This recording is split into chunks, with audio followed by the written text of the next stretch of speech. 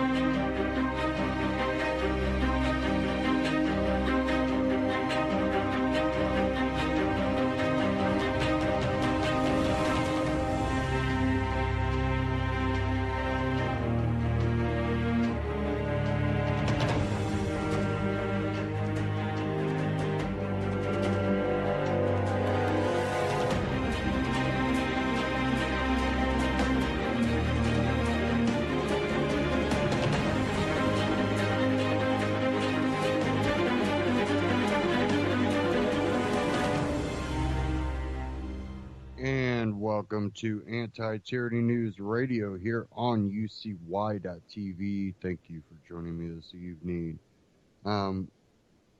We are about to be hit by a storm front here, high winds, and that can happen any moment here. So hopefully we don't lose connection, but if I go silent, that's what happened. And I hear the rain just starting to hit right now, so be aware of that. But first thing I want to get into tonight is something I got into. I want to say it was during the primaries, but it could have been right after, but I'm pretty sure it was during the primaries that I brought this up, and it was a term, alt-right, and I said be very wary of this word and how they're going to use it and what it originally meant, and then how it's been co-opted. And it really meant the alternative right. And they say, you know, the white nationalists used it first, but really you alternative media and then the alternative right, when it came to Ron Paul supporters, all that. That played a part into it. But there's many facets of it. First, I want to get into this AMTV, Christopher Green, what you need to know about the alt-right. I agree with them on a few points, and I disagree with them on others.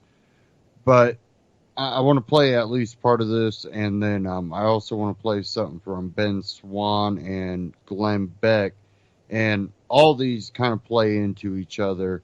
And I want to tell you what I believe is the ultimate picture and what's being done with it and how this all came about. So let's go ahead and get into this first, and then we'll dive into the other ones, and I'll kind of interject here and there throughout these and tell you my opinion at the end of this. So let's go ahead and dive into this one first, AMTV.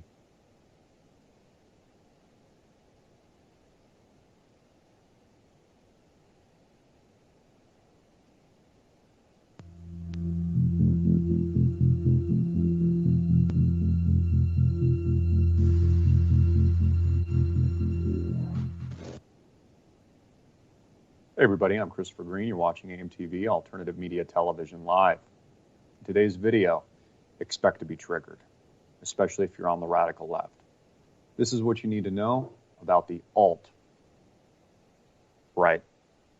First of all, the alt-right doesn't even exist. It's made up. It's not even a thing. Hillary Clinton invented it when she was very, very scared that as a result of alternative media, she would lose the election, which is exactly what happened. You got your ass kicked. Hillary, rotten, criminal, crooked, Clinton. And we're still waiting for Donald Trump to hire a special prosecutor, by the way, and send you to pound me in the ass prison. Because you're a criminal, you've committed crimes, and if it was any of us, you'd be in jail. So that's our expectation. But she was so frightened. She was so scared of the likes of Alex Jones, InfoWars, Stephen Bannon, part of Donald Trump's campaign, Breitbart, alternative media television, and people like me.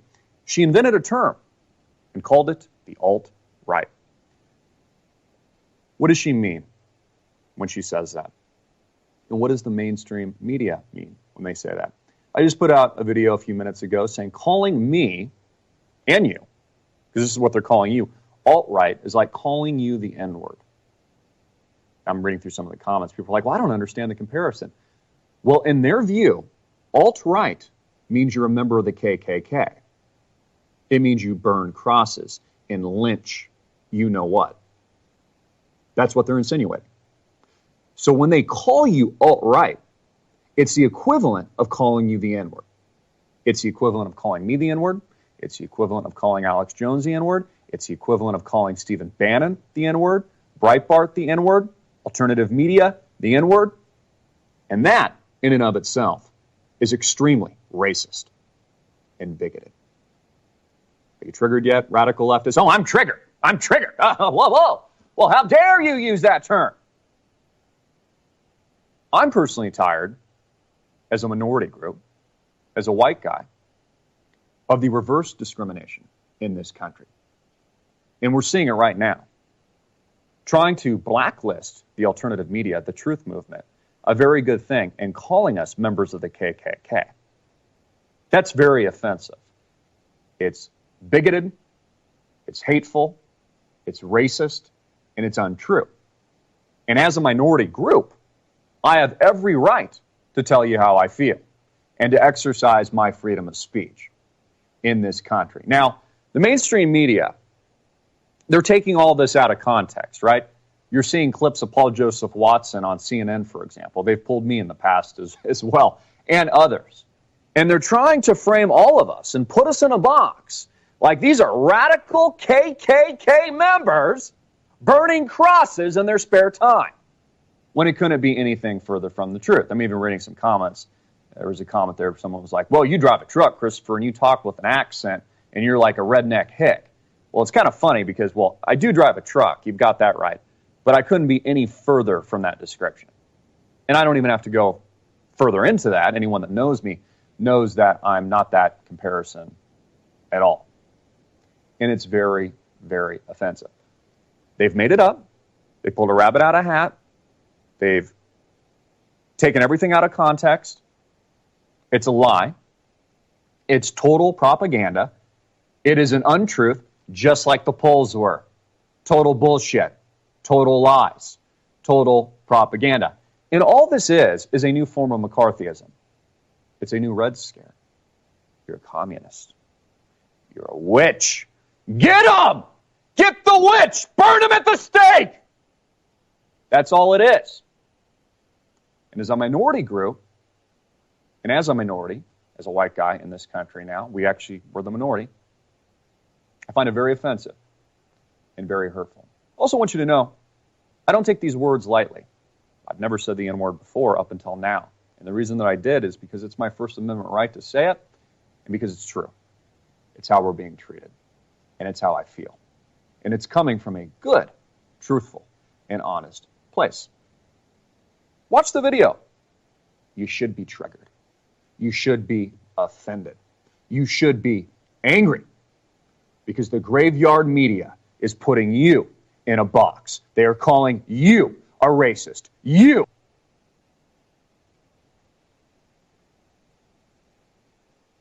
should have a problem with that. I do. And that's why as long as I have this platform, this little platform called Alternative Media Television, I'm going to use it. I'm going to use my soapbox, even though they're coming after it through censorship, demonetization, and a shutdown of what they're calling the alt-right. In fact, this is the big news today. Twitter is banning alt-right accounts.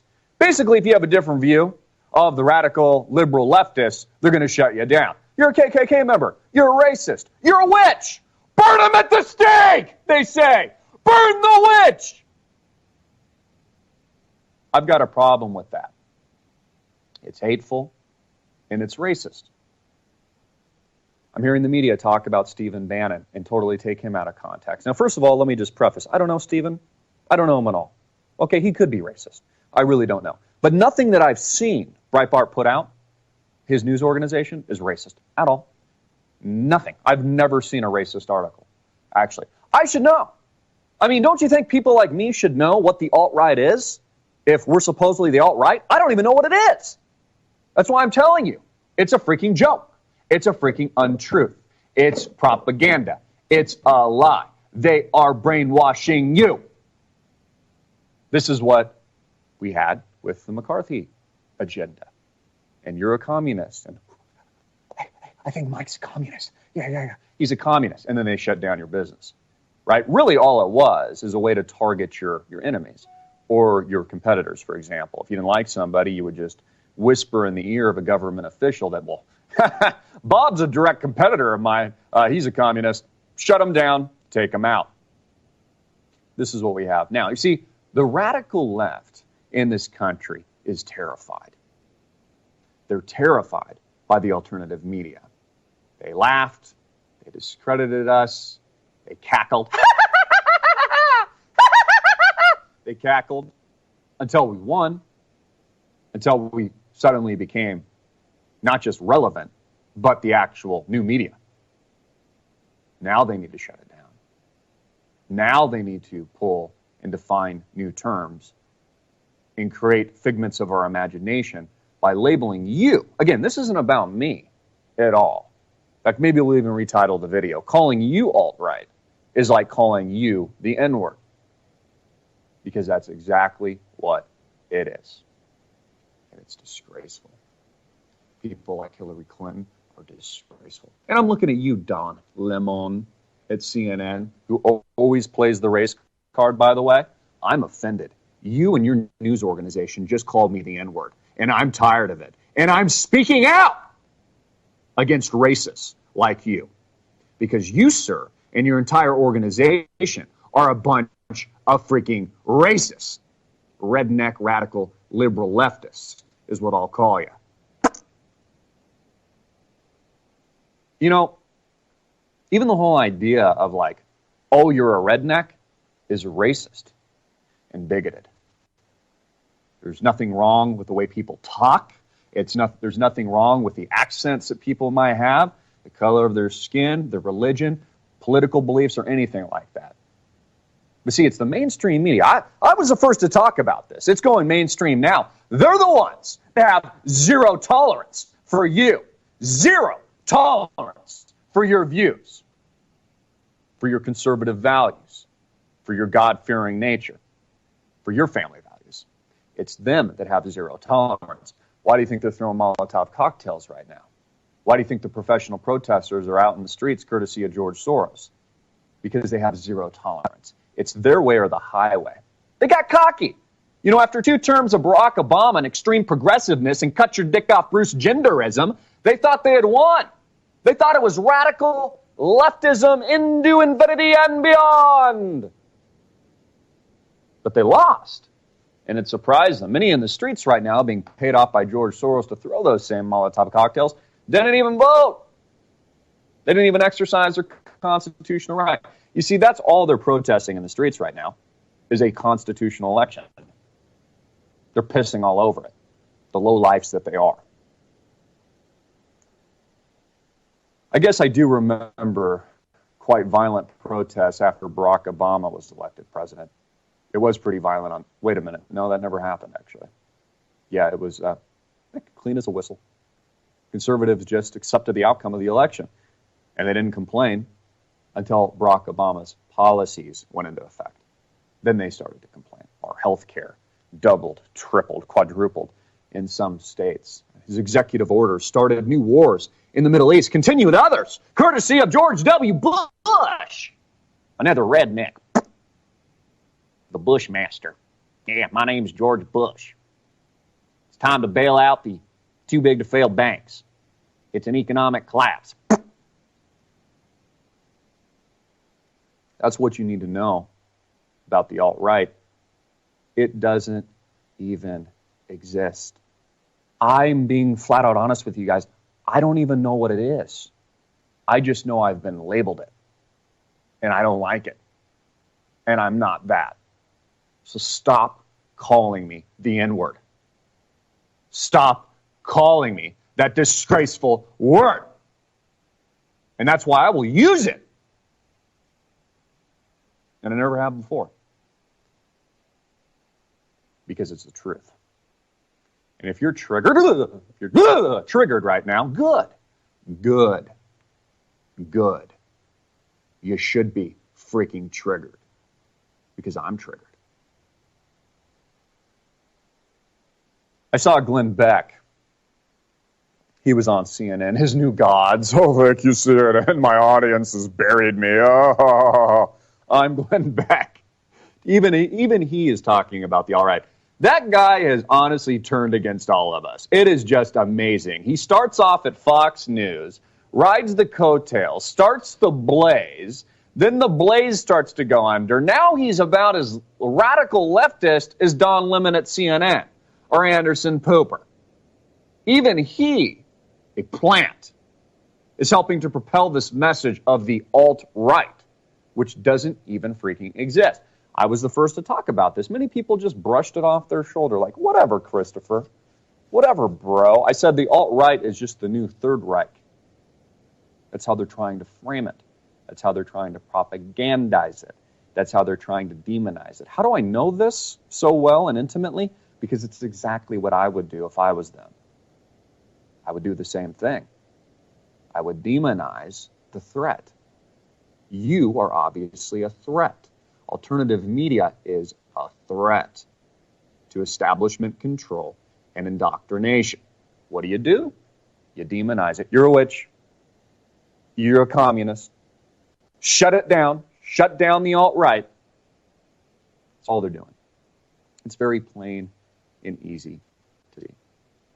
So if you watch my video, call me alt-right, is like calling me an N-word, you need to watch this video as well. It's a follow-up. If you're too dumb, I'm just being frank. If you're too dumb to understand, you can watch this video where I lay it all out on a silver platter for you. But you should be smarter than that. And I think many of you are. And I think I'm probably preaching to the choir. As I am offended, many of you are also offended. And you know what I'm talking about. And you're tired of being quiet. Just like many of us were living in fear and persecution of even admitting, for God's sakes, we were pro-Trump for fear of getting the shit kicked out of us or having a Molotov cocktail thrown at our head because of these radical leftists. It's the same thing now. The media, after losing, after getting the crap kicked out of it, having to apologize, the New York Times saying, hey guys, sorry readers and readership, don't leave us. We're really sorry for lying. Bold-faced lies about the polls. Yeah, we know we told you Hillary Clinton was going to win 95% chance, but no, that was wrong. And we laughed at Donald Trump and said that he would never be president. And he would never get the GOP nomination. We're really sorry. We're just really bad at what we're doing. Well, now what they're doing is they're labeling you alt-right. That's the new agenda. Expect it to get worse. I'm expecting witches to get burnt at the cross. I'm just being frank. Burn the witch! You think I'm kidding, but I'm not. You think you're free? You think you're free in this country? Really? You do? You think you have rights? Really? Then exercise them. See what the establishment does. Burn the witch!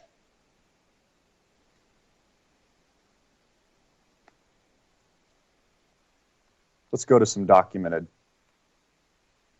evidence and truth. Hard-hitting and in your face. If you can't handle it, if you can't handle the heat in the kitchen, leave. Get out. It's too hot for you. Let's see here. Caught an article on Drudge today. Twitter purges alt-right accounts. Oh, ain't that nice?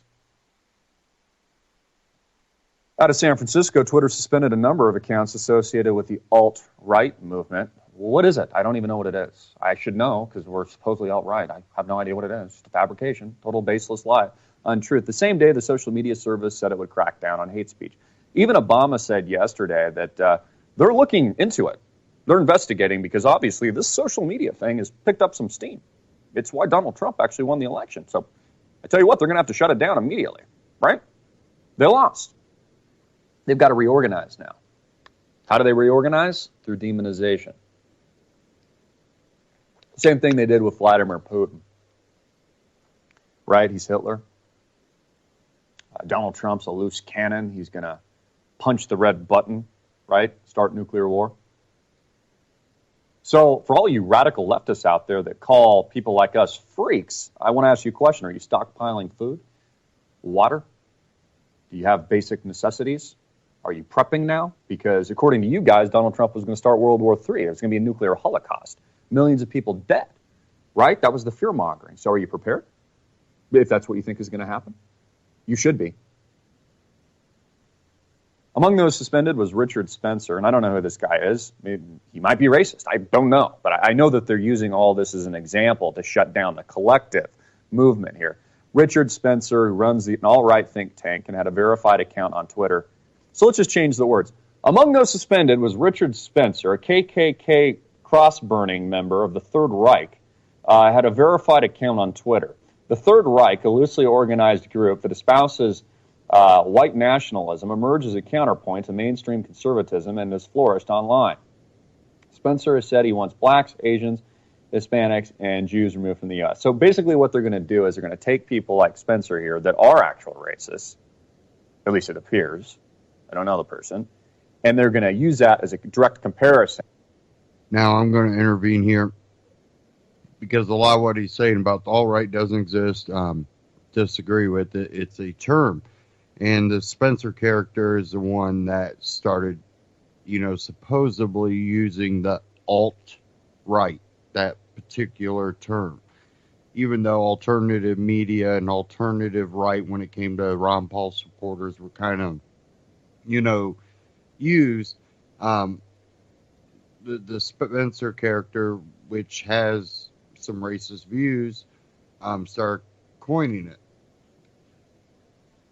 And the thing is Breitbart had an article out basically saying that, Breitbart was the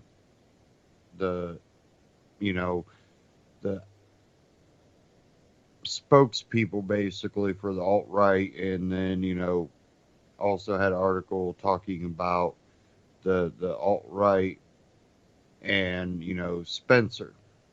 So Breitbart has become this giant, megaphone for some of these people, and even though they might not particularly put out something that's racist against, they will put out constantly things that show racism against white people,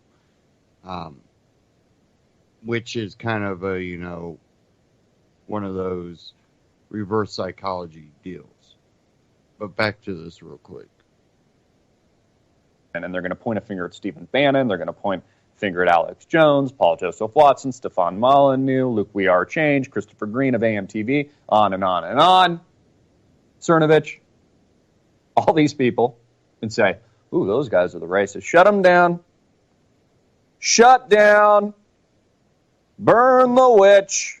See how nice these people are? They're so tolerant. Burn the witch, they say, as they throw their Molotov cocktail and show they're moving forward. They're moving forward, Christopher. Love trumps hate, they say. Love it. As they deface cars and, break windows and violate people's personal, public, private property. They're planning a big march here coming up very soon in and around Inauguration Day. They just can't accept a constitutional election. They're really pissed off about the Electoral College now. You know what I have to say? If you had a problem with it, you should have done something about it before. Donald Trump worked the system. That's why he won. He's smart. Just like when you radical leftists said, well, How come you won't release your tax returns, Donald Trump? Show us your freaking tax returns. Well, he's like, well, number one, they said, you don't pay taxes. He's like, yeah, you freaking idiot. It's because I'm smart. I know how to work the system. I know the ins and outs. He even said, I'm taking advantage of the system. That's why there's something wrong with it and it needs to be changed. I mean, and that resonated with the people. Who wants to pay freaking taxes? None of us. So what, Barack Obama can go drop bombs? Nobody's pointing a finger at General Electric that didn't pay taxes in years past, or all these other companies avoiding taxes, or parking billions of dollars like Apple does overseas so that it stays out of the United States, and they have other peasants build their iPhones for them.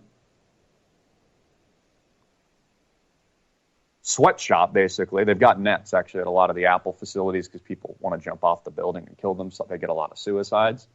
Moving forward, Tim Cook. Yeah, you're really moving forward straight to suicide for most of your employees, thanks to your freaking Apple sweatshops. Moving forward. As you fly off the building to your death. Reminds me of Alec Baldwin, 2008, 2009. He did this SNL skit. He's a broker at Wall Street calling his clients, everything's fine, John, as he's opening up his window and flying out. Splat. We're moving forward, Christopher. We're so freaking tolerant, and I'm triggered. How dare you use the N-word? How dare you? Tell me I can't, you freaking racist. I have great respect for all people, great respect for everything this country is about, and all the tragedies and chaos that all kinds of people have suffered and gone through. But I'm not going to shut my trap when it's happening to people like myself and you tuning in. I'm not going to go mute because I'm so scared, just like I wasn't scared to rally the troops around Donald Trump. I'm not scared now to tell you like it really is. And this is a message to the mainstream media, if you're watching. The graveyard, the mortuary, the death zone that makes up Wolfie Blitzer's network and Anderson Pooper. You're calling me and people like me and the millions of people tuning in the N-word when you call us all right. We're triggered and we're offended. Stop it. Now. Listen to your president, for God's sakes. Your president, Don Lemon. Your president, Anderson Pooper. Your president, Megan Smelly. As you whore yourself out with your book deals and your cover of whatever you're on now, Vogue or Cosmopolitan, as you, show a little more skin, Megan. As she says, Roger Ailes sexually assaulted me. And Donald Trump offered me gifts. And here she is showing more skin on the cover of her magazine right now. I mean, why don't you just show us your big, fat little titty? You whore. That's what she is. A media whore. Why do you think she's got her book out right now? Why do you think she's making such a big stink about it? I'm sure she's got her resume out to the Clinton News Network right now. Well, Glenn Beck, he's already got his resume there. Glenn, every time I see you, I just cackle. I honestly do. I think you've done a lot of good up until this point, but I cackle. You and your scarves and your sweater, and you're just always like, oh, you're just like, dude, you live in Texas. It's not that cold, bro. Okay? You look like you're a model of LL Bean or something. Like, just what the heck is going on with you? You've turned, my friend, on the good people of America. So this is a witch hunt. This is a new Red Scare. This is McCarthyism. This is racist, and it's bigoted, and it's hateful, and it's intolerant. And I've had enough. Let's make America great again. Oh, yeah, all you radical leftists said things like, oh, it's going to be the end of the world. I remember Mark Cuban, throwing a little bitch fit. Oh, it's going to be the end. Oh, stock market's going to collapse. If Donald Trump gets in there. And what happens? Skyrockets. What are we, like 19,000 now? Pretty close, about 150 points off. None of it happened. Mark Cuban's just jealous because he wants to be president too, right? All these things are good. And you know what? Donald Trump, Mark Cuban, you're probably right. A Donald Trump presidency isn't going to be probably good for the market for a while. But that's a good thing. We're overextended.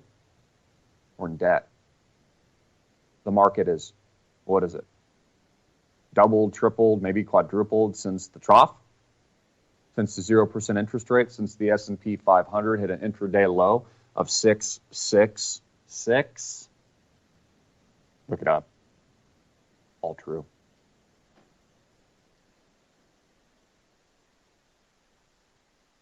Dollar strengthening. The OPEC oil cartel, along with the United States, her ally, still just pumping oil like crazy to put pressure on Russia, Putin, to force the oligarchs against him. But a lot of it's smoothed over, of course, since the election, since Donald Trump was elected. Notice how nobody's talking about the spirit cooking or anything like that anymore, or the pedophilia ring. We're all done with that now. It's like, it's fine, Hillary, you're, Bill Clinton, your friends like Jeffrey Epstein, pedophilia island and all this stuff. We're just kind of over it now. No, we want you in prison. This is a message to Donald Trump, man. You said you'd hire a special prosecutor. You better hire a special prosecutor and put this woman in jail. You better. Okay? That was a promise. It's what Americans want. It's what we want. Allow it to be a constitutional process, jury and court of her peers, but if convicted, having burnt her email servers and committed these crimes, well, she needs to go to jail, just like anybody else. That's just reality. She doesn't get a get-out-of-jail-free card. Well, I don't want to hurt anyone. Well, see, and this is what people need to understand. The 60 Minutes interview, Donald Trump, he's trying to just bring the country together right now. Now's not the time to be like, oh, yeah, we're throwing her in jail. I think you'll get there. I do. Does this make sense, people? Let's go read some comments from my video, too. I'll just do this live on the fly. And it seems like most of you get this, but I expected it to trigger, too, right? It's kind of the point. I mean, it really is. Let's see here, look at some of the comments here. Chakata says, you're playing the race card for views. You're playing the race card for comment likes. And no, I'm not.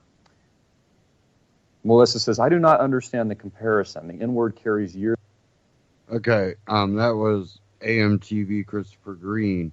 But I wanted to get to this other clip. And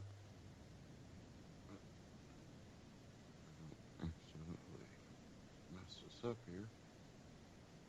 here. This one from Ben Swan, this one's a real quick one. Reality check. Talking about the alt-right. How many? Well, President-elect Donald Trump has once again stunned the media and political establishment by announcing Stephen Bannon, the former head of Breitbart News, as the chief White House strategist.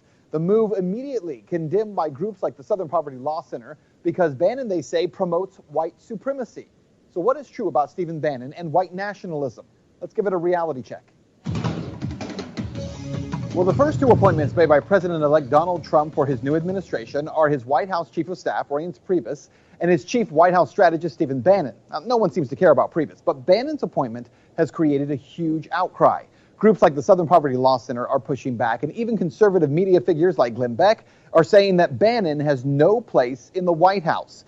SPLC President Richard Cohen says that Mr. Trump's selection of Mr. Bannon makes a mockery of his first commitment to the American people as president-elect, to bind the wounds of division. In Mr. Bannon, he has tapped a man who has fanned the flames of division by providing a platform for racism, xenophobia, misogyny, and anti-Semitism. It's shocking. Now, to be clear, despite the numerous statements, news stories, and claims that Stephen Bannon is anti-Semitic, a misogynist, racist, I've not been able to find any statements or articles from Bannon that support that. What I have found is that every reference to Bannon is less about him, more about what he's done with Breitbart News since taking it over after the death of Andrew Breitbart. Most claims about Bannon actually deal with the platform that he has constructed at Breitbart for what is known as the alt-right. Ben Shapiro, the former editor-in-chief of Breitbart, who quit earlier this year, wrote this about Bannon's shift toward the alt-right, saying, quote, Breitbart has become the alt-right go-to website, with Milo Yiannopoulos pushing white ethno-nationalism as a legitimate response to political correctness, and the comment section turning into a cesspool for white supremacist meme makers. Now, for his part, Stephen Bannon has proudly said that Breitbart has become the platform for the alt-right, or the alternative. But what does that mean? The alt-right is a term that was coined by a white nationalist by the name of Richard Spencer. Spencer, who yesterday was purged from Twitter, by the way, is the founder of the Virginia-based National Policy Institute. It's a white nationalist think tank. Spencer, who makes no apologies for being a white nationalist, says that the alt-right movement is made up of those who feel deeply alienated, intellectually, even emotionally, and spiritually from American conservatism. So the alt-right movement is a white nationalist movement, right? Well, no, that's not really true either. Start digging into the alt-right movement, and without question, you're going to find that, yes, there absolutely is a presence of white nationalism. But where media is getting the story wrong is to assume that the alt-right is primarily white supremacy, because it's not. In fact, it's very difficult to figure out the alt-right, because it mostly consists of a variety of people who are, among other things, anti-globalist, nationalist, anarcho-capitalist, concerned about big banks, overregulation, white males who believe that political correctness has run amok and don't have a voice in modern American society. But what you need to know is that more than anything, from what I have found, the alt-right is made up of those who want to see a decentralization of powers, political powers, corporate and banking powers, as well as media power, even military power. Without question, there are white nationalists as a part of the alt-right, and there is a dark element to it. But there's a dark element to just about every kind of political faction. To claim that the alt-right are only or even mostly white nationalists, well, that's why media, once again, is using labels to smear something that it does not understand, rather than trying to actually understand it. That's Reality Check. Let's talk about that on Twitter. Ben Swan, Reality Check. Now, where the problem comes in is when we have seen these megaphones put out and a somewhat, racist message to come across in a lot of things. They've aligned themselves with those people in that supposed alt-right circle. Alt-right has become a very big umbrella word. And that's what Ben Swan was talking about. Now, what, both Ben Swan and Christopher Green alluded to when they talked about Glenn Beck coming out, is he's looking at that specific circle. And then if you see the people that might have used that circle, even if they don't believe in that, if they played into those people and those people's beliefs and fears, now they are in a powerful position, and you have those groups as people that others look to say, hey, they influence the election. What you see going on with Twitter, Facebook, and Google and all that, with and YouTube and with the whole let's delete alt-right accounts, it's dangerous to have those people, the supposed, leaders of the alt-right, if alt-right is a umbrella for very, very different and broad views. Because if they go to censor the alt-right, that means the libertarians, the conservatives that are disenfranchised with the Republican Party. It's a wide umbrella word. And this is why I was warning very early on to not adopt that word. Now, if they want to claim you are alt-right, ask them, what is alt-right? What are you claiming I am? Because alt-right's a term that I've never claimed to be. I don't understand what your belief that alt-right means. What does alt-right mean? And the problem is people like Christopher Green, people like Alex Jones, and then you have what Breitbart put out, which is what Glenn Beck has actually been alluding to, was articles about, Breitbart has become, the spokespeople for the alt-right, and they also allude to, Spencer, and the him being the leader. I think it was Spencer, or was it Guten? I forget. See, now I got a whole bunch of names going about in my head, so I will get back to you on that once I can find this article. It seems to be buried by articles with Breitbart bashing Glenn Beck.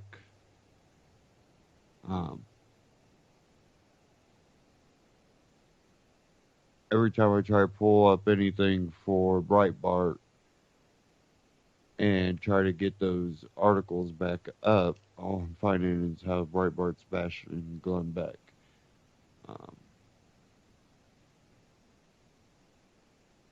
I will get back to you on that.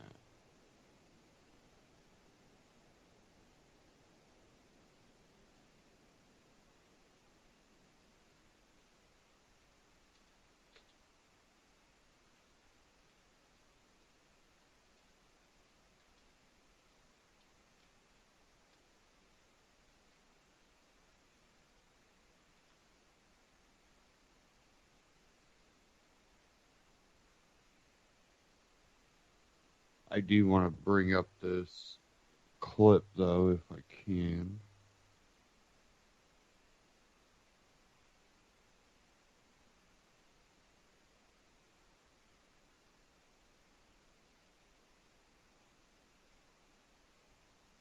Maybe. And we still have quite a bit of lightning and thunder. I don't know if you guys heard that or not.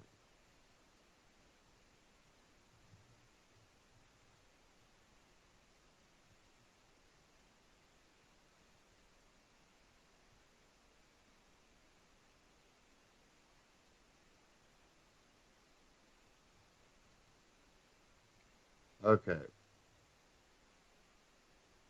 Now, everybody's talking about this interview. I'm going to play it here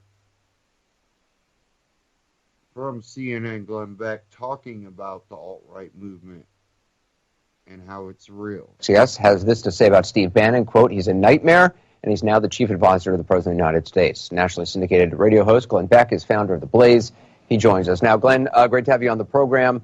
Thank you, before this election, obviously, you made it clear you were not a Trump supporter. You were out there campaigning, the first time you'd ever actually campaigned for a candidate, I think, for Ted Cruz, who actually visited Donald Trump today, I'm told, at Trump Tower. Late last week, you said that President Trump deserves a chance and that you're going to stand with him. Has something changed in your mind, or are you saying that as No, president-elect, I he think deserves that chance? We have two responsibilities when it comes to a election as citizens. We have the responsibility to vote and then to honor that vote, even if we disagree with it. That doesn't mean that we blindly follow. It just means we can't afford the president to fail. We can't afford any president to fail. It's getting worse and worse, and Anderson, you and I have several times, I am concerned about the tenor of the nation, and especially when it comes to the press, on this particular issue when it comes to Bannon. The alt-right is real, and it's maybe, I don't even know, maybe 1%, 3% of the Trump vote. So we're talking anywhere between 300,000 people to 1.5 million people, maybe. That's a lot of people, but it is not the Trump crowd. Right. They are being influenced without knowing it, and for the media, who is distrusted on both sides, but mainly on the right, to be talking about Bannon and to be talking about the alt-right, I really truly fear that this is going to be something that they don't listen to and they don't hear the warning. In fact, they dismiss it. So I want to be really careful on what is said, because this needs to be heard. Well, let's talk about the alt-right and how you see them. Because, look, a lot of conservatives, when they hear particularly, folks on CNN or elsewhere, or anybody talking about the alt-right, an understandable inclination is to believe, well, look, you're trying to brand all conservatives as being far-right, alt-right, bigoted, racist, and that's certainly, obviously, that's certainly not the case. So, correct. To and you, it's the mistake that I made by throwing around the word Marxist. There are Marxists, and there are people that are socialists, but the label of Marxist takes on a whole new meaning. Even socialist for a while took on a whole new meaning. Now that's okay. I made this mistake, and nobody on the right or nobody on the left would listen.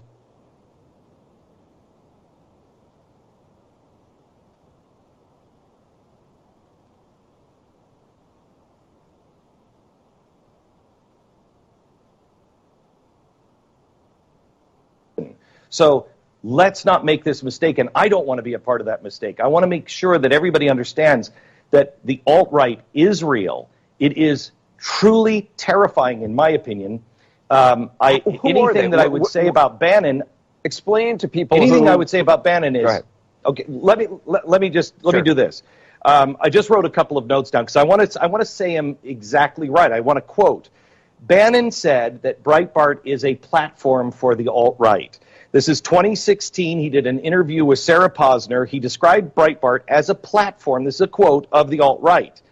The next thing that happened is Breitbart told the right what the alt-right is and who is the center of alt-right thought. And they said, in, quote, an establishment conservative guide to the alt-right, heading intellectuals, they identified Richard Spencer and Steve Saylor as the intellectual leadership running the websites considered to be the center of alt-right. So let's just follow this. Steve Bannon said in 2016 to the LA Times, we are the platform giving voice to the alt-right. Then they identified the two leader of the center of thought. I want to give you some of the quotes. This is from Richard Spencer. Our dream is a new society, an ethno-state that would be the gathering point for all Europeans. It would be a new society based on very different ideals than, say, the Declaration of Independence. Then in 2013, today in the public imagination, ethnic cleansing has been associated with civil war and mass murder. Understandably so, but this does not need to be the case, end quote. He then later went on with Salon, where he was talking about the government, partnering with the government for sterilization of races. And he said, look, this is a quote, that way you could still enjoy sex. It's not like you're ruining their life, end quote. That's the first guy that Steve Bannon identified as the center of the alt-right that he gave Breitbart a platform to. The second guy, after Katrina, Steve Saylor, said, quote, look, let the good times roll. is especially a risky message for African Americans. The plain fact is that they tend to possess poorer native judgment than members of better educated groups. Thus, they need stricter moral guidance from society, end quote. This is, I do not believe that Donald Trump is a member of the alt-right. I don't believe he believes any of this. I don't even think that Donald Trump is a racist. He's many things, but I don't think he's a racist. Steve Bannon, I don't know him. I know several people that work for him. I want to give people the benefit of the doubt. But Anderson, here's the real problem. The media doesn't have, look, I don't have credibility with your viewers. And I know that because I made mistakes. So the media doesn't have credibility. The media, I just saw a new study today, said 5% of the people who voted for Donald Trump said there were some disturbing things said in the media, but they didn't believe them. Right. And if they would have believed them, they would have voted for Hillary Clinton or against Donald Trump.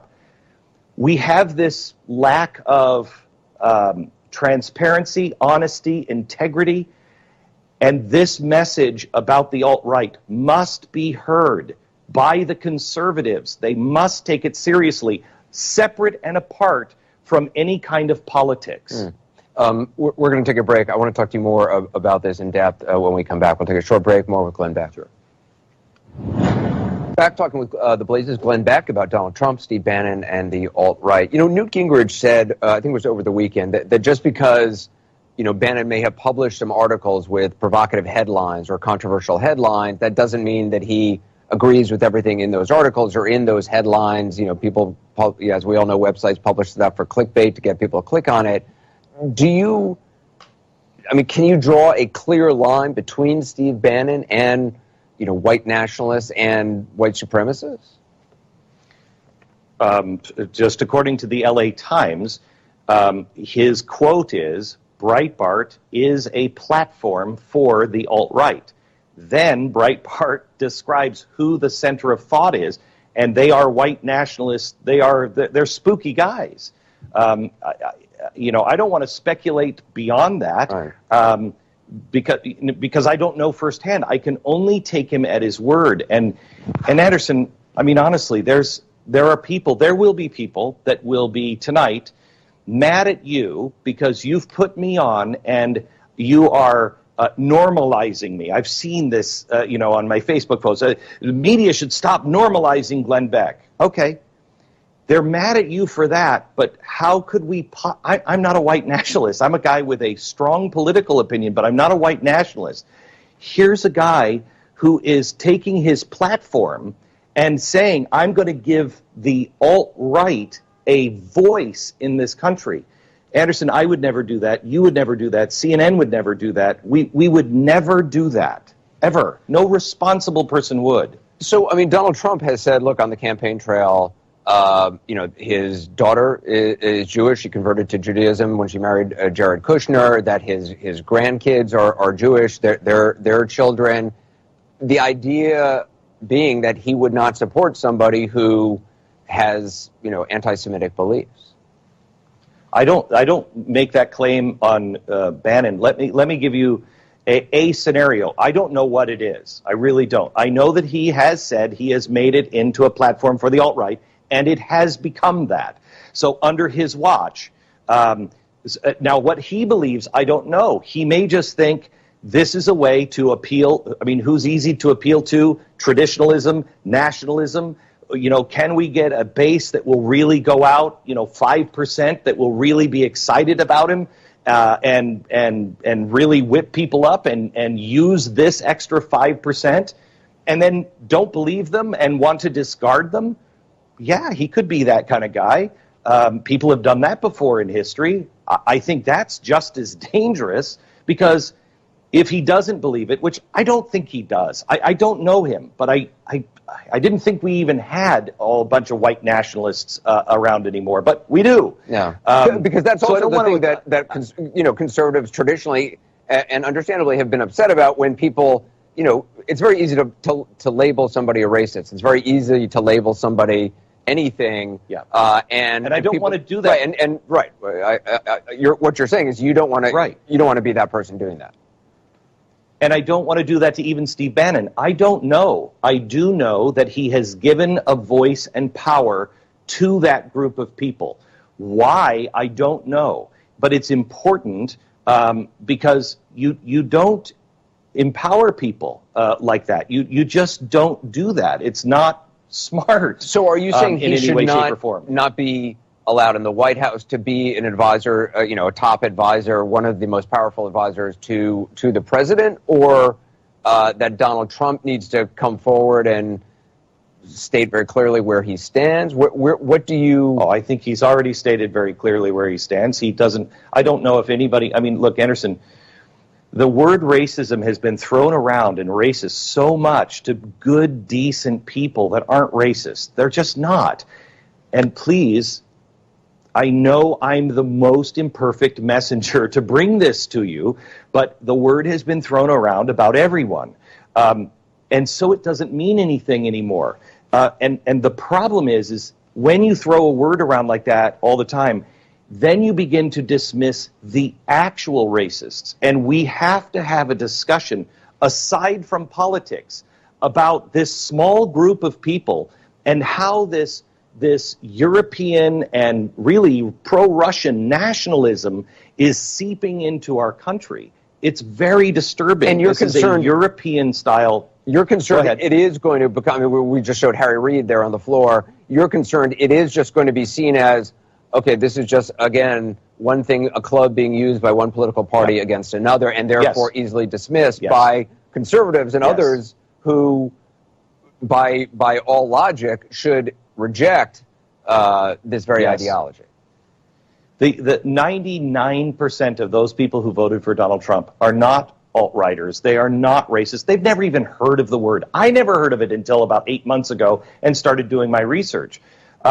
Most people don't even think this exists. So when they hear somebody on CNN or a Harry Reid say this, their immediate response is, oh, geez, okay, we're all racist again. And so it's really critical that we don't paint everybody with that brush, including Steve Bannon or Donald Trump, unless you have real evidence. I know we have evidence that he is giving those people voice. He has empowered those people through Breitbart, but that's all we know. I got to take another break. I'm blowing up my show. Can you stick around for one more block? Sure. Okay. We're going to take a quick break. More with Glenn Beck when we come back. In the conversation tonight with the Blazes, Glenn Beck. I wanted to ask you about the fear that some people in America feel tonight and have felt this past week. I think back to when President Obama first got elected, and many certainly in the media were following that story very closely. You didn't see a lot of stories on the evening news, the day after President Obama was elected, about half the country who were in mourning or upset or angry or fearful. Which the day after this election, I turned on to some television show and they were interviewing a psychiatrist about what to do about the depression and the fear that you now feel. So I preface my question with that, but what do you say to people tonight who, for whatever reason, do fear what will happen next? I understand. I hear you. I understand. I have felt that way before and didn't feel like anybody was listening to us and taking us seriously. You felt that way when Obama was elected? Yeah, I don't think as deeply as people feel that right now, but yeah. We were called people that cling to our God and our guns, and we just felt like, what is this? Now, so I felt that way, and then we were called names, and then we started calling names, and then it just got bad. So I hear you, I understand you, I can relate to how you feel, and part of me feels the same way. And Anderson, I read a story about California saying they wanted to secede from the Union, California and Oregon going around and wanting to secede. And I remember everybody was mocking Texas but Texas has said that since like 1840, so it's nothing new with Texas. But that's what Texas has been saying, and we were mocked for that. Here's what I would really like to get. The balance of power of the House and the Senate the three branches of government, executive, legislative, and Supreme Court. That's why that balance is so important. That's why people like me, the constitutionalists, have been saying, don't give the president so much power.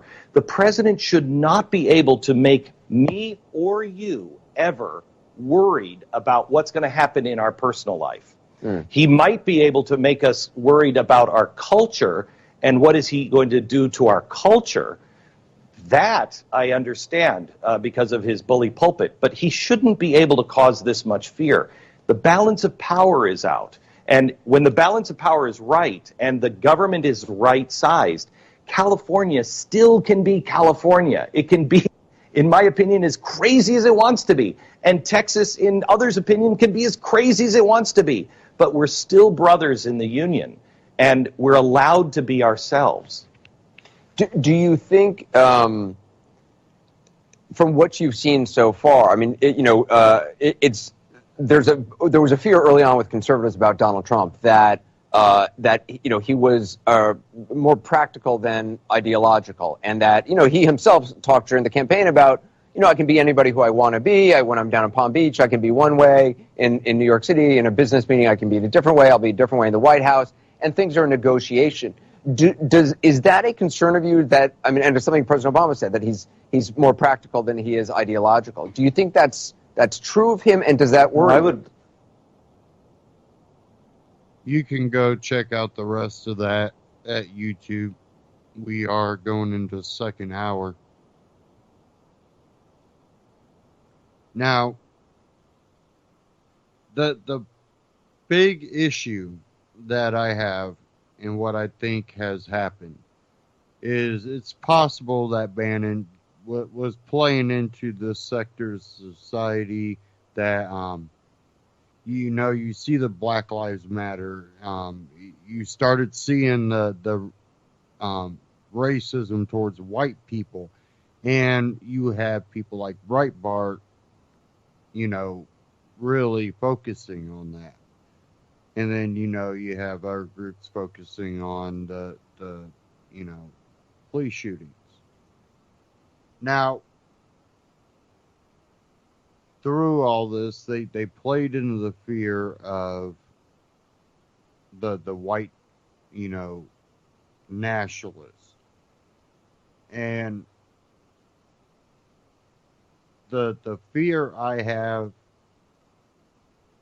is when you play into those groups, there was a rebirth of the KKK, and it came under Woodrow Wilson, that had what has been described as racist views. So allegedly he was a pretty big racist, and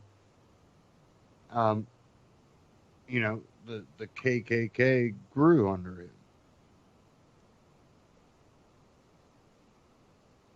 Now, that doesn't mean it'll happen, but I think that's where the fear by putting Bannon in that position plays into effect, because he has placated to those people, using Breitbart as that platform.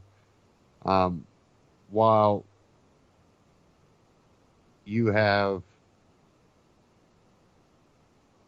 so much talk already behind Donald Trump being a racist and all that, which I definitely don't believe. Neither do I believe he has this war on women. I don't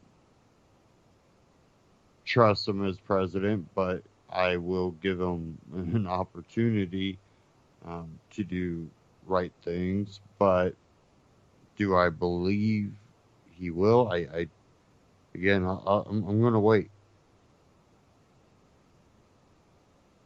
I tend to judge people on their actions. And I've always been someone to try to give people chances. So, again, we'll see. We'll see. Okay.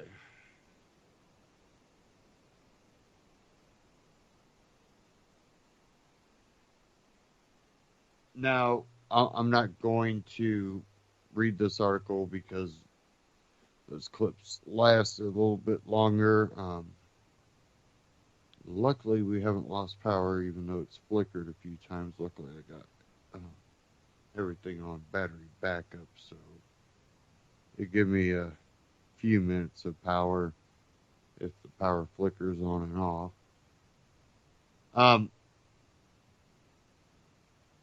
I do have a Ron Paul Liberty Report I want to play, but if you go to ronpaullibertyreport.com, there's an article, President-elect Trump, don't listen to big government Bannon.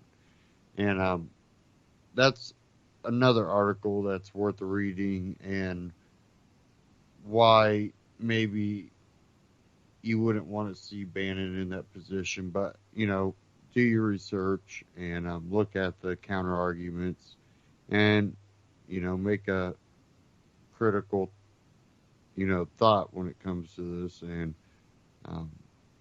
base your opinions on the facts you believe you found. But I do urge people to go check that one out. Now, another thing that is part of what the big umbrella word of alt-right is globalism. And I'm not a globalist, even though I believe in free trade, because globalist really describes a global government, and I'm not for that. This doesn't mean I don't, believe in freedom for everybody around the world, but I believe in freedom, not a world government central control. I want to get in this Ron Paul Liberty Report, Mythbusters, a globalist blame game. This one's a little bit shorter than normal, so we'll just dive into this.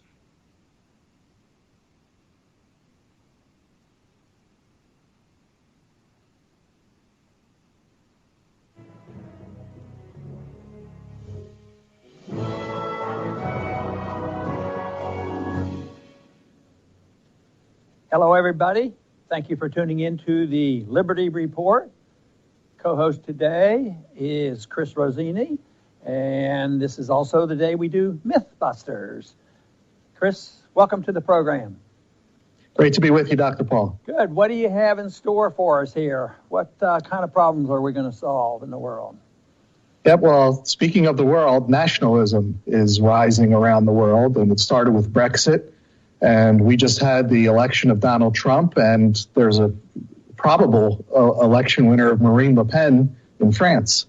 So naturally, the globalists, and by globalists I mean those who want to use force to bring about their one world vision, are starting to point fingers, and they're playing a blame game. So yesterday, President Obama was in Germany, and he met with Angela Merkel, and they both of them had a few things to say about the internet. So I'm going to quote President Obama first. He said, because of the internet and communications, the clash of cultures is much more direct. Now, Dr. Paul, I think we see things quite differently, don't you? Yeah, that's for sure. But I think people have to sort of key into on some of these definitions, nationalism and globalism.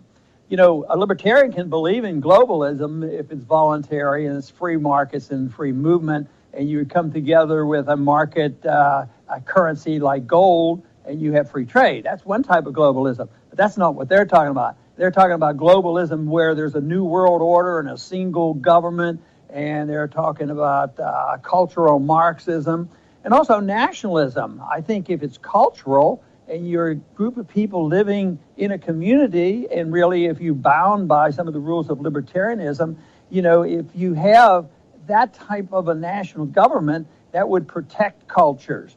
But nationalism can also be a dangerous thing too, because if you get overly strong and you emphasize nationalism and anything goes, of course, that has been known to lead into things that they call fascism and other things. But anyway, this whole thing on culture, I think is a big problem, because what they would like to do is force this culturalism on us. They do want one world government, and they want to control this whole effort in culture, and this is a strategy, and they like chaos. And of course, it becomes more chaotic. Not only are those goals culturally, but it's a reflection of deeply flawed foreign policy.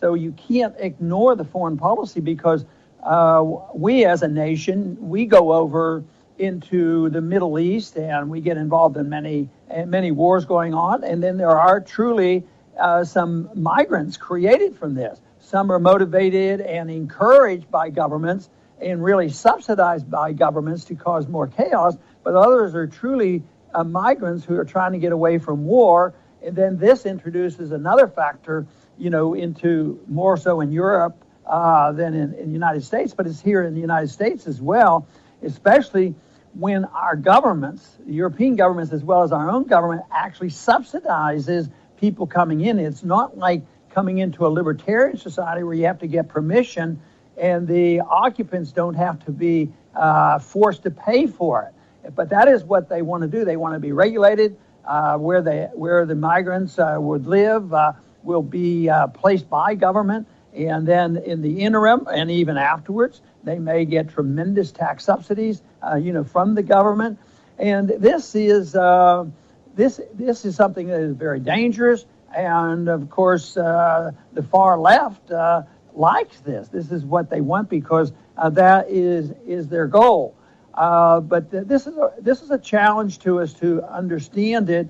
But this whole idea that it's the fault of the internet, or that causes these things, and avoiding the motivations behind so much of these problems and how government is involved.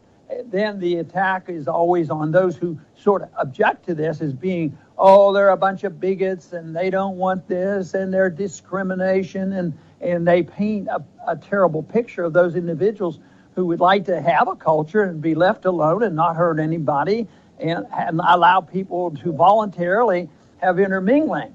So I would say that the globalists right now are very, very upset, because even though some of the nationalistic movements might have some problems in it, I'll tell you what, the globalists were indeed a big threat. And I think when it's Brexit or our recent election, people are getting very frustrated with this obsession with political correctness and this culturalism that we've had to live with.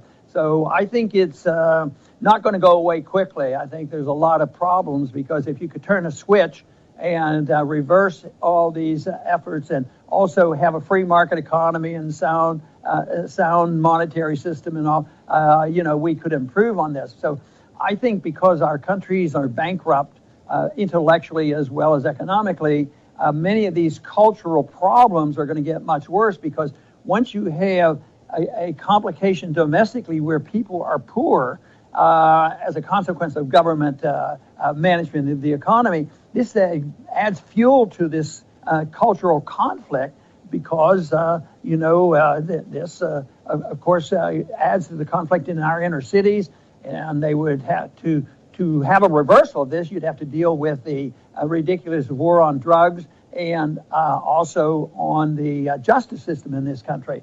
So the left, though, I think, are right now on the defensive, and that is good. We just have to help define what the goals are, and to make sure that the substitute is not going to be just a variation of what we're putting up with right now. One of the big issues that globalists have with the internet is that there are no gatekeepers. In fact, Hillary Clinton is very famous for pointing that out. She has a problem with the internet because there's nobody regulating what's being said.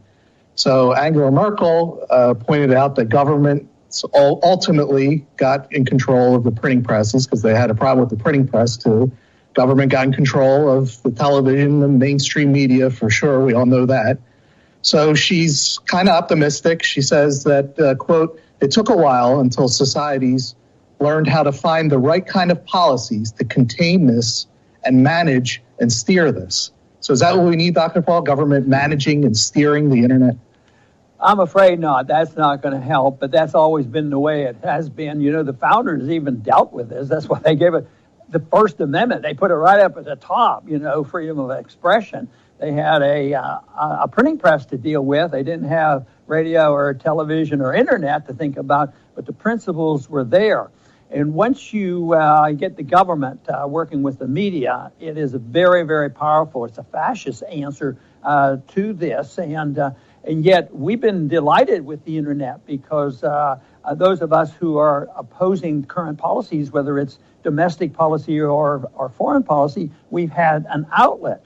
But even from the very beginning, some of this internet development was a mixture of government and a mixture of big business. And now, even with the national security state, where the government wants to know everything that we do, and the NSA spies on everybody, guess what? They go right to the internet. So it's well ingrained. They might not have the policeman that Hillary was looking for to watch everything that anybody said politically speaking, but the stage has been set to invite government in to do this.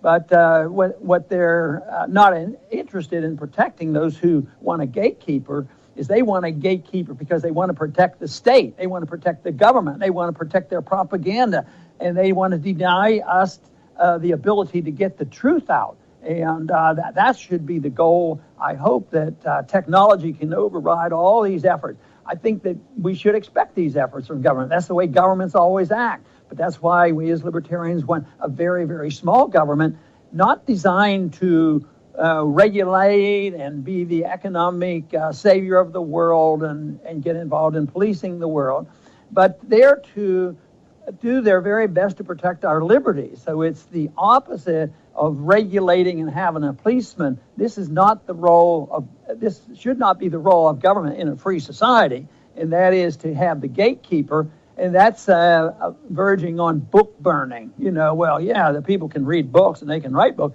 but we have to have a gatekeeper. But we have a lot of that going on now in our public school system. Just think of culturalism and multiculturalism that is being promoted in political correctness. And we've seen this outburst, after this election that didn't go their way.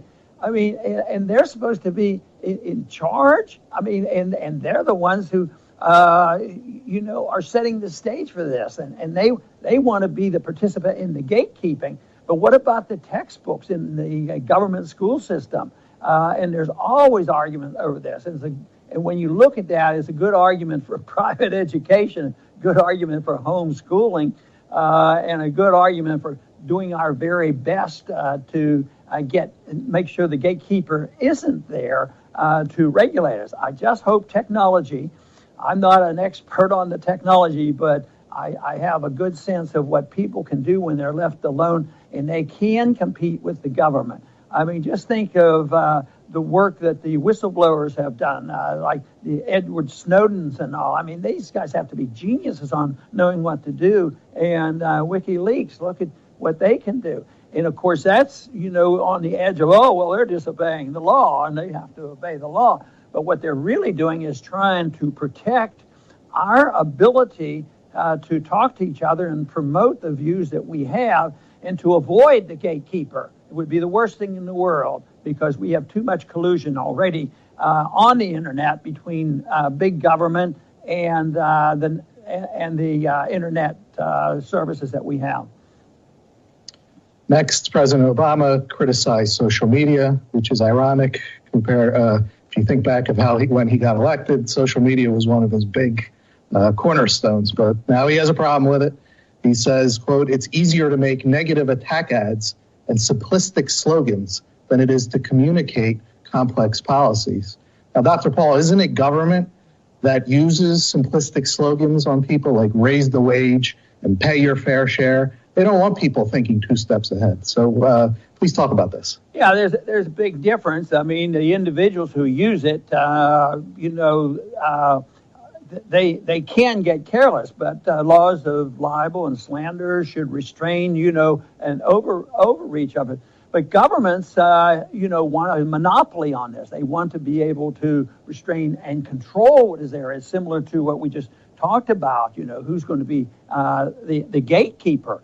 But I think the services, the social services, they're already in bed with government. I mean, some of them actually were developed in partnership with the government, and they cooperate all the time with turning over information to the government, and then they get exempted. At the time, it was, if you turn over this private information to the government, you're going to be liable, under conventional wisdom of our Constitution. But they've been able to get Congress to pass laws that say, you will be exempt because you're doing this for national security reasons. So this is a real dilemma. But once again, what we need is the people who are very creative and know how to get around some of this intrusion. And this is one area where globalism, could be helpful, because we might not have to depend on, something that is just in the United States, so like U.S. televisions and all, which they get together. But the internet is big, and hopefully there will be individuals that will be able to protect our rights to be able to communicate. And you're absolutely right. The governments, they want to protect their demagoguing and their cliches, and they don't want to hear the truth because, as we know, truth is treason and an empire lies. We live with an empire of lies right now, so they're very interested in having these controls. I think this whole effort is going to continue, and that is why we should be very vigilant and do our share in exposing the government when they've overstepped their bounds. Finally, Dr. Paul, and this was pretty big news this week, and it's the services like Facebook and Google and the government itself, they want to ban, quote unquote, fake news. And how comical that is. President Obama says, if we can't discriminate between serious arguments and propaganda, then we have problems. But Dr. Paul, wasn't it the mainstream FCC licensed media that sold the disastrous wars in Iraq and Libya and everywhere else? And wasn't it the Huffington Post that was telling us that Hillary Clinton had a 98% chance of winning the presidency, and all the polls? Who's really the fake news out there today? Well, the thought that came to me while you were saying that is what they have to do is regulate the comedians, because I read a statistic. A lot of people in this country get their news from the comedians.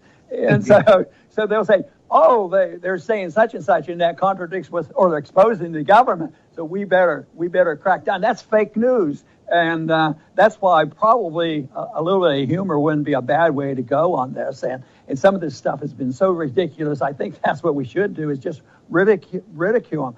But fake news, yes, I want to crack down on the fake news. And some of it, I think, some of them should be put in prison. And those are the people who promote this war propaganda, stir up the trouble, and get people so incensed about an enemy that doesn't exist. And we've been doing this, especially since World War II, during the Cold War. It was going on, and now it's jihadism and radical Islam, and goes on and on. And even the many wars, I recall so vividly the battles that we were fighting in the Congress to try to get the people to know the truth about the lack of necessity to go in and invade Iraq, and we're still suffering those consequences. Yeah, they're fake news. They tell incessant lies, and then they say afterwards it's recognized as fake news, and they say, oh, well, we had bad intelligence. Yeah, your intelligence was very bad. That was the problem. But they'll blame it on, even when, our intelligence agency were giving good information back during the lead up to the Iraq war. The information I was getting came from a lot of people. Either they had been formal members, or some actually be members of the CIA that would be coming clean and give us this information. So it was the propagandists, and we've talked a lot about that on this program, that the war propaganda is key.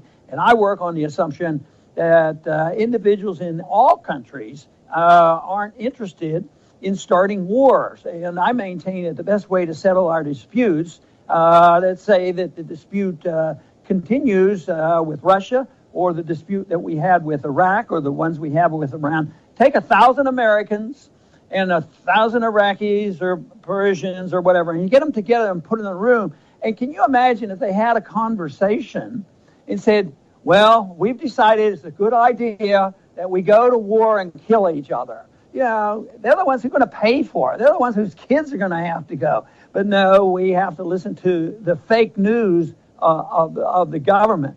But then if there's imperfection in the news that you are going to get on the internet, when it gets out of line and it involves slander, there should be some restraints.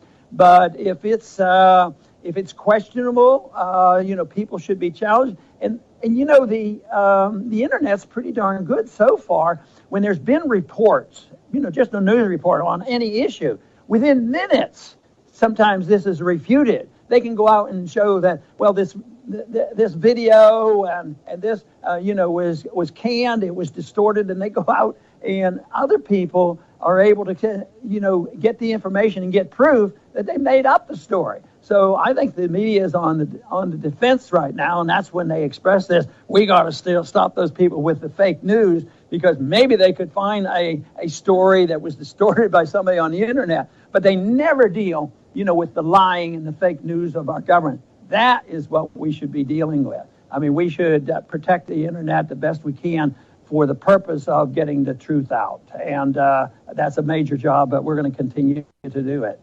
Chris, I want to thank you very much for being with us today on this very important program. Thank you, Dr. Paul. And I want to thank our viewers for being with us on the Liberty Report. Please come back soon.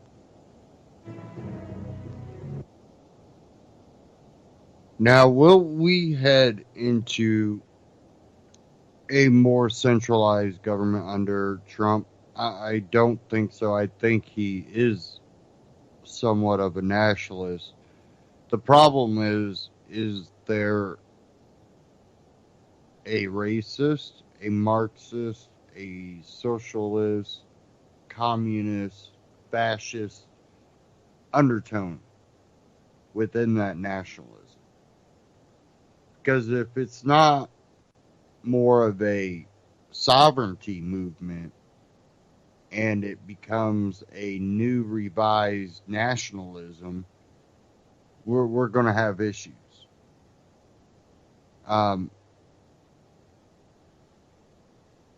We basically need to get back towards the Bill of Rights.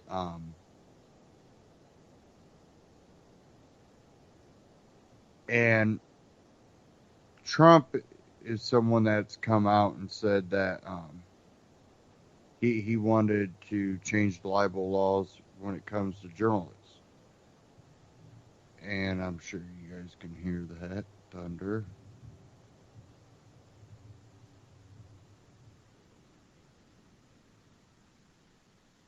Wow. Okay. When it comes to the attack on the media, it's almost like the people that, because there was a lot of, so-called libertarians. I personally think you really have to truly stand for what you say you stand for. But I don't blame people that were so afraid of Hillary that they felt that they needed to vote for Trump.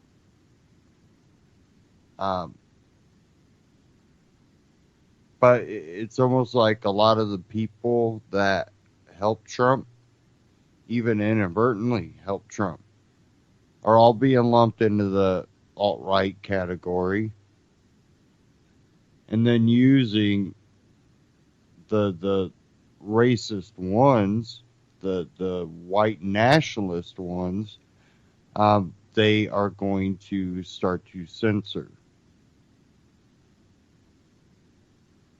So you're seeing free speech and journalism being attacked. Multiple angles. And it's happening right now. So we really need to be very cautious.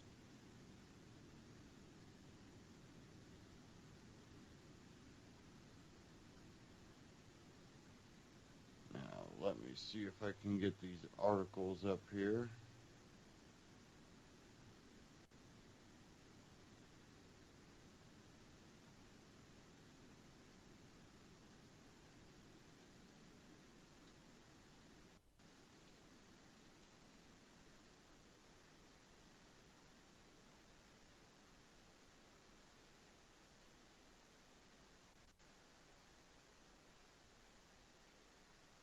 Maybe.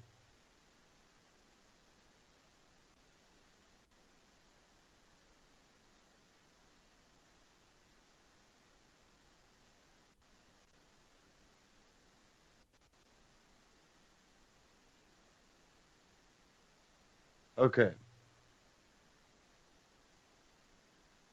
I had this article that maybe.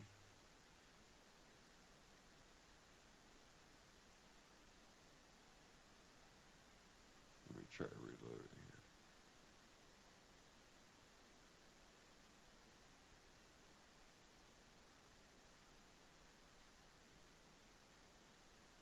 here.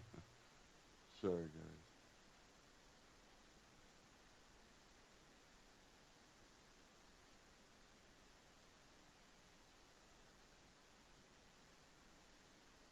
I'm thinking it might have froze up on me. I'm hoping not. There we go. All kinds of issues here.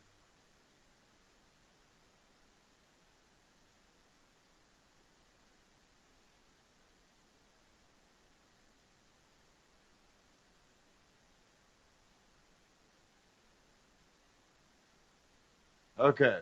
Now, many of you heard about the fake news, and how Twitter and, all these people are wanting to censor. From Reason.com, this professor's list of fake news sites goes predictably wrong. It says here, how did sites like Breitbart and Red State get included? When a rash of news stories and analysis suggested that Facebook has a problem with fake news from pretend media outlets and wondered if something needed to be done about it, I warned about the potential consequences. In short, if Facebook were to decide to start censoring and sharing of fake news, there would be a scramble to define what fake was in a way that could lead to censorship of other content.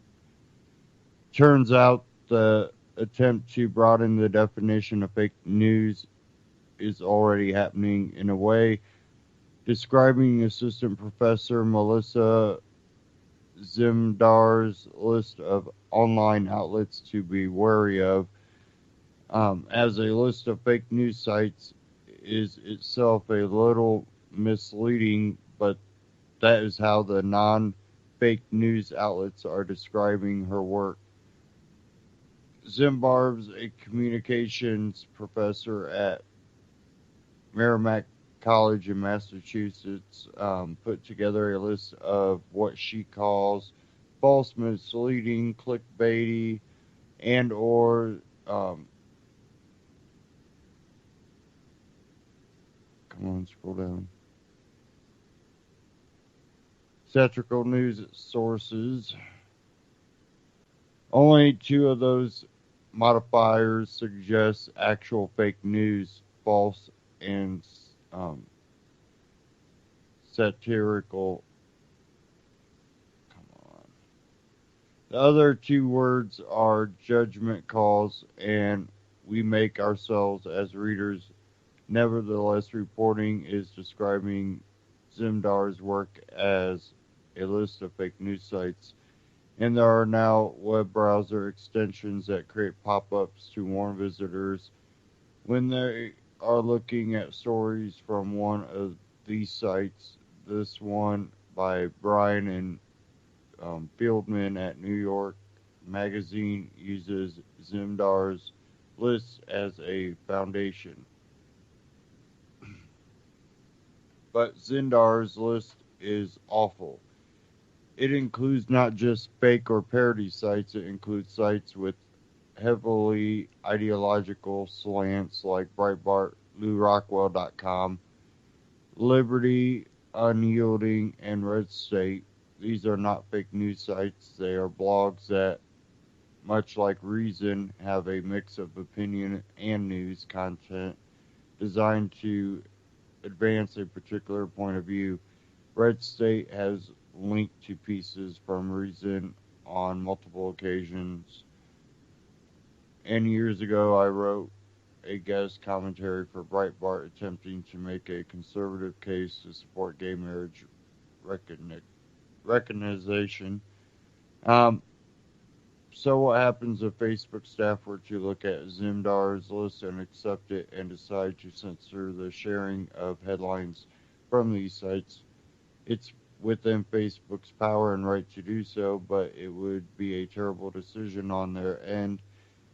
They wouldn't just be preventing the spreading of factual, incorrect, fabricated stories, they would be blocking a lot of opinionated analysis from sites on a basis of their ideologies. The company would face a backlash for such a decision that could impact their bottom line. Reporting on the alleged impact of fake news on the election is itself full of problems. BuzzFeed investigated how well the top fake election news stories performed on Facebook compared to the top real election news stories. The fake stories had more engagement on Facebook than stories from mainstream media outlets. There's a basic problems with this comparison. Engagement doesn't mean that people read the stories or even believe them. I know anecdotally that when a fake news story shows up in my feed, the engagement is often people pointing out that the story is fake. There's also a problem with when you look at the top stories from mainstream media outlets, they tend toward ideologically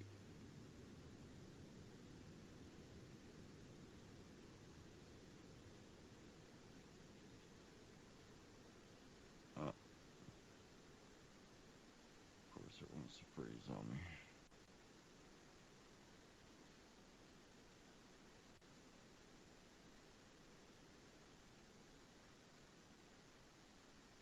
Says here's the top real news stories. Trump's history of corruption is mind-boggling. So why is Clinton supposedly the corrupt one? As a headline suggests, this is a liberal opinion piece complaining that the media doesn't report enough of Trump's scandals. Number two is stop pretending you don't know why people hate Hillary Clinton. This is a rambling screed claiming that people only dislike Clinton because she is a woman. So in an environment where fake news is policed by third parties that rely on expert analysis, we could see ideologically driven posts from outlets censored entirely because they are lesser known or smaller, while larger news sites get a pass on spreading heavily ideological opinion pieces. So a decision by Facebook to censor fake news would heavily weigh in favor of the more mainstream and powerful traditional media outlets. The lack of having a voice in the media is what caused smaller online um, ideology-based sites to crop up in the first place.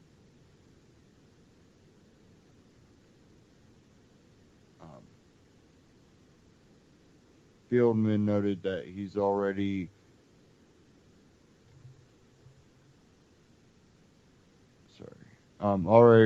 removed some sites that he believes have been included unfairly in Zimdar's list. His extension also doesn't block access to any sites. In any event, it just produces a pop-up warning. But Zimdar's list is very important reminder that once we start talking of trying to stop the spread of fake news, what's actually going to happen um, is going to bad very quickly. These decisions of what is and is not fake news will stay defined to factual accuracy, will not stay defined to factual accuracy, and it will be based on somebody else's idea of what is and isn't fake, and the basis that come from such analysis. Again, that was from Reason.com. And what has made the internet great? Beyond just, who will have control of the information. Um, it really comes back to, the whole freedom of all of the information is people have been able to research. Now, we still see people that through Facebook, they only see things that they would favor for someone they support, and only bad things about the opposite person, the enemy.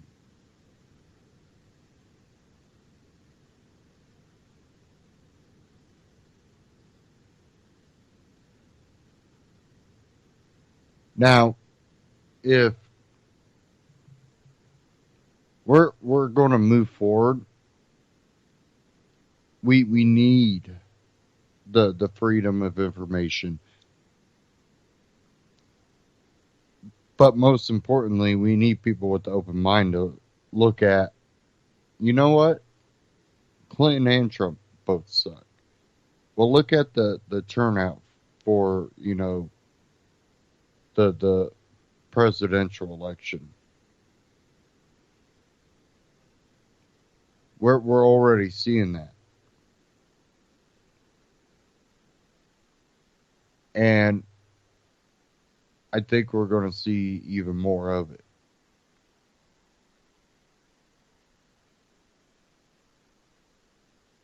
Because we are allowing for mechanism after mechanism to be put in place to control and monitor every person's life.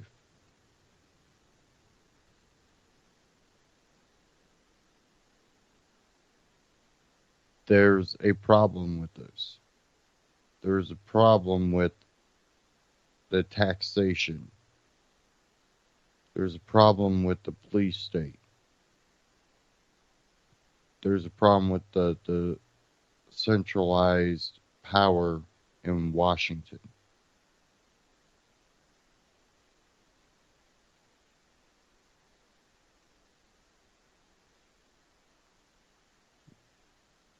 And even if Trump has the best of intentions, I don't think he understands enough. I could be wrong. He can prove us wrong. But I'm definitely worried about the people that he may be surrounding himself by. Hopefully we get the right people in there. But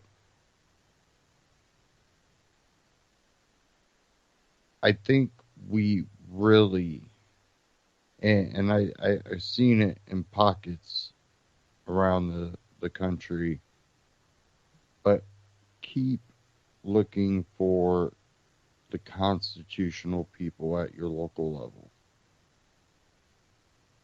And definitely the sheriffs. Because when you look at the sovereignty issue and you look at the potential for nationalism, we really need the constitutional, people in control of your local level to prevent some of the worst things we've seen throughout history when it comes to these authoritarian nationalists. And we also seen what those type of people have done to their little puppets.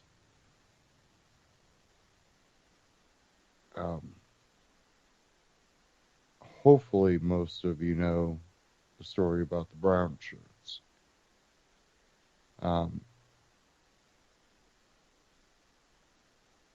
When they're done with them, they have them taken out.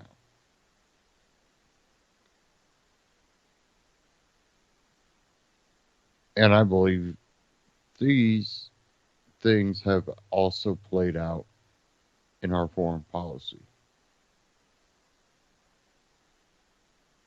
And we have allowed government to continue to grow. A lot of the Obama supporters out there, you're to blame too when you keep supporting what Obama was doing. But it's what we liked. But you're giving them more power. Now Donald Trump's going to be in that position. You made government stronger. You make government, the federal government, weaker and smaller so that when the bad people are in that position, it doesn't hold enough weight to bring death and destruction to a country.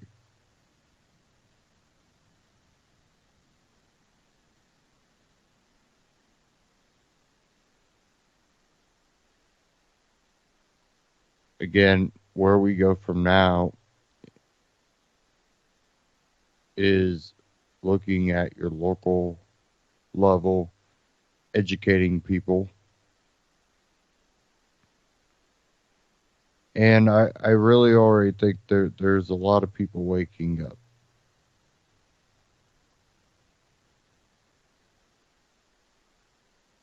And I really think the way Trump won was a simple fact. Hillary was the other choice.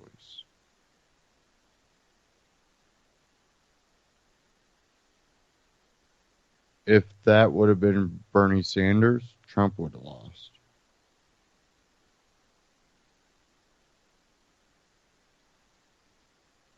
Hillary didn't have the support.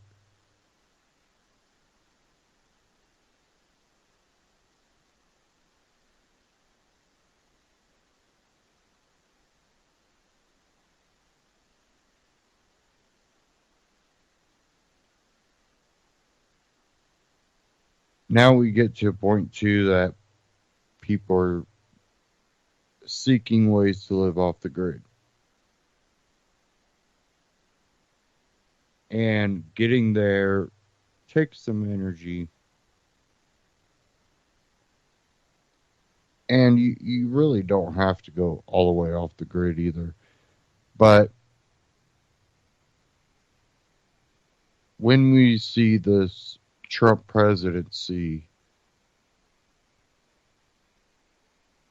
if we see a crackdown on off-the-grid living,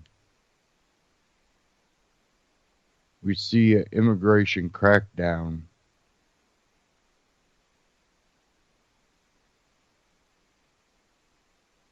I think that's when you truly know something is up and they are trying to create the ultimate police state.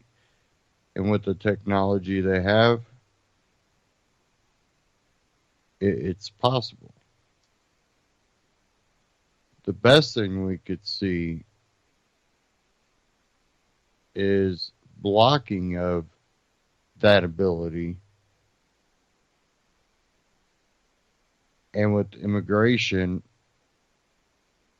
I really think it comes down to not focusing on is a person here illegally or not, because hunting down all those people would be extremely difficult, um, and take up too much resources. Is that when they commit violent crimes that they are deported?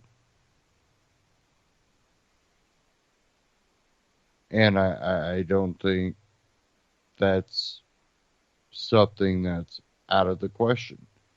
You know, we can have a legal system, and we do need to ramp that up to allow people to come in legally. And again, I'm not for the government control, government tracking, but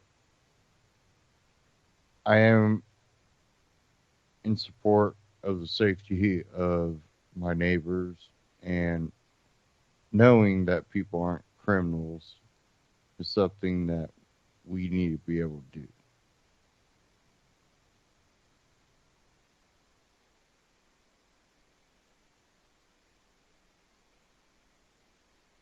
Everybody's wondering who will be picked for Supreme Court by Trump.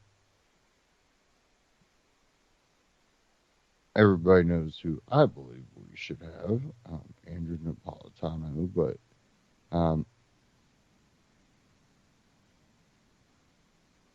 I think that's something else that we should look at,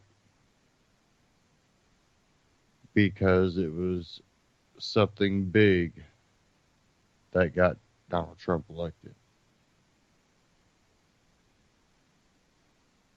Now, what do we get? Who do we get? What does it mean for the future? Definitely with gun rights, immigration, Obamacare.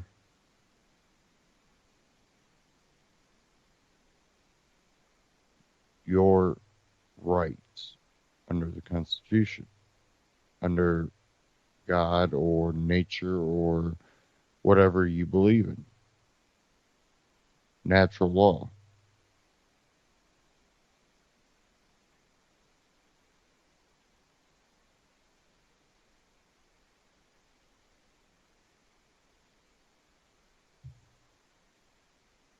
Laws have been put in place, executive orders have been put in place, and right now is a tipping point that can define the rest of America, but there's always optimism that we always make it through the bad times as Americans, and we'll make it through this. And I believe there's truth to that, and I hope there's truth to that. And only the future will tell.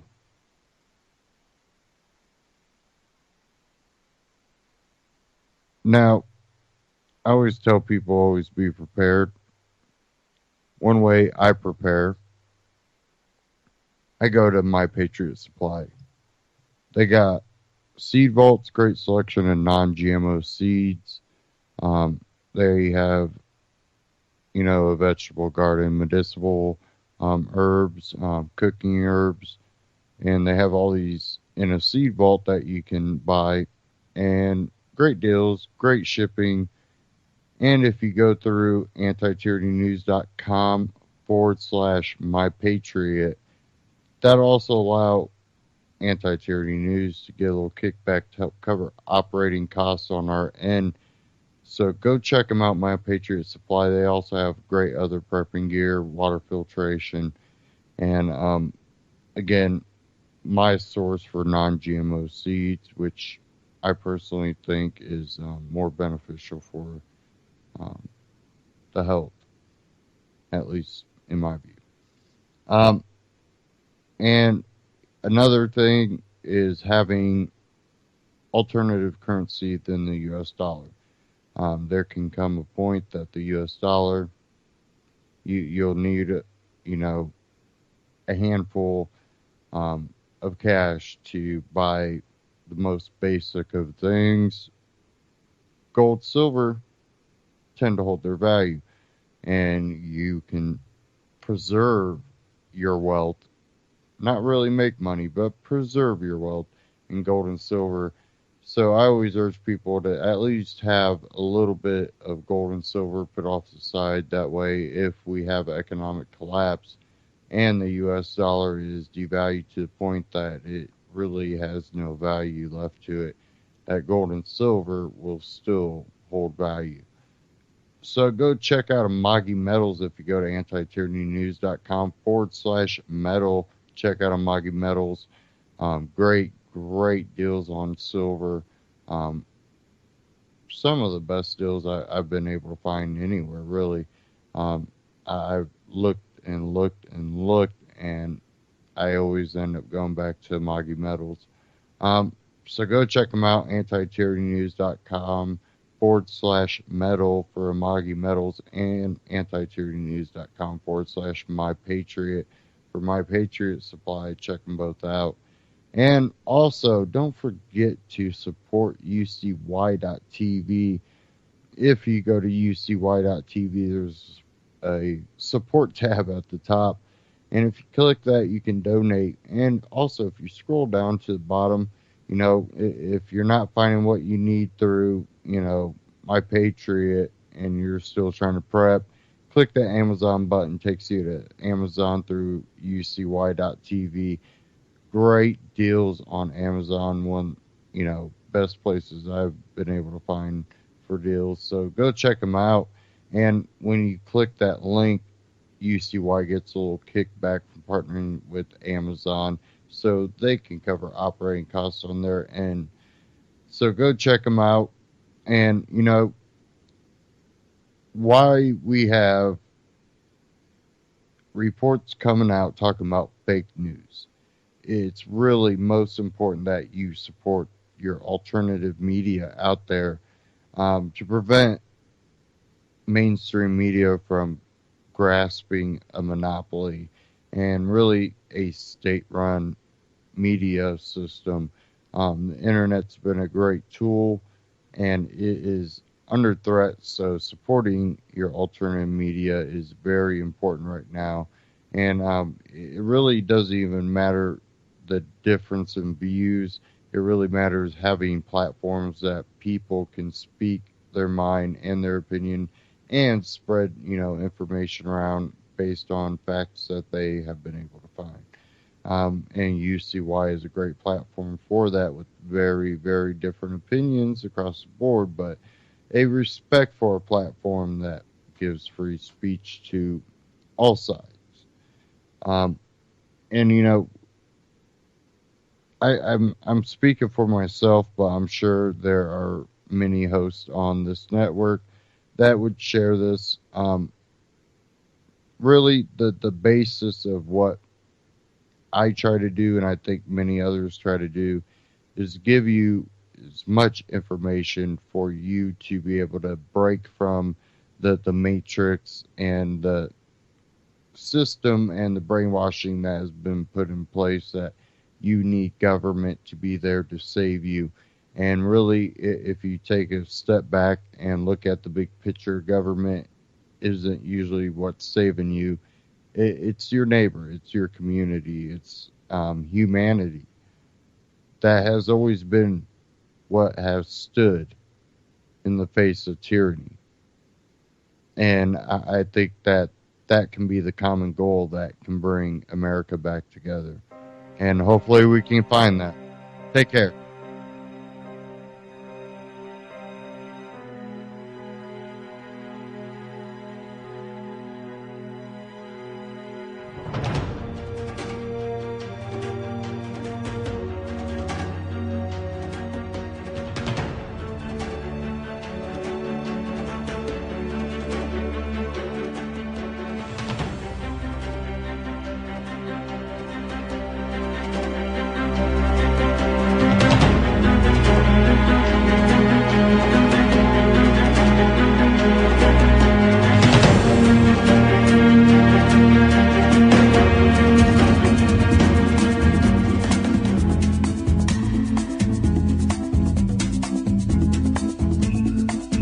This is Ozzy Skateboard, and you're listening to